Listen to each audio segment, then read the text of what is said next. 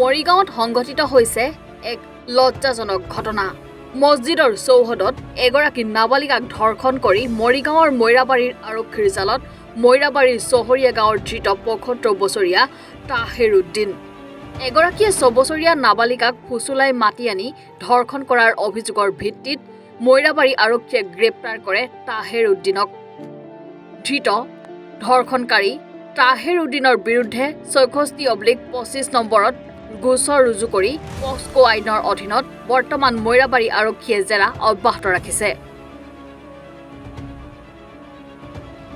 চহৰীয়া গাঁৱৰ ৭৫ বছৰীয়া তাহেৰ আলী নামৰ ব্যক্তি এজনে যি মছজিদত যি প্ৰাৰ্থনা কৰাৰ ঠাই প্ৰাৰ্থনা মছজিদৰ বাৰান্দাত এজনী ৬ বছৰীয়া ছোৱালীক ফুচলাই নি যি নিৰ্লজ্জ কাণ্ড সংঘটিত কৰিলে তাক আমি অসম সংখ্যালঘু সংগ্ৰাম পৰিষদ মৰিগাঁও জিলাৰ পৰা ধিক্কাৰ জনাইছোঁ।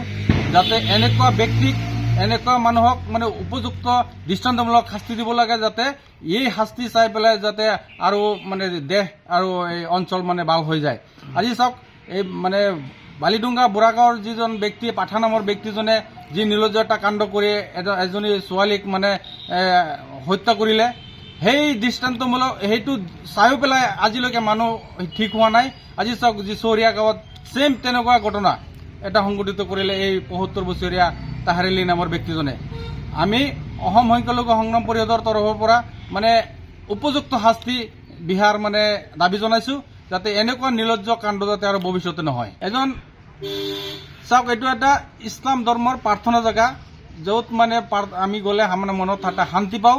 তেনেকুৱা এটা স্থলত এই ৭৫ বছৰীয়া তাহেৰ আলী নামৰ ব্যক্তিজনে যি জঘন্য কাণ্ড নিৰ্লজ্জ কাণ্ড কৰিলে তাৰ এটা দৃষ্টান্তমূলক শাস্তি তাক উপযুক্ত এটা শাস্তি দিব লাগে। মৈৰাবাৰীৰ পৰা সাজিদুৰ ৰহমানৰ ৰিপৰ্ট, এনি ভাৰত 24।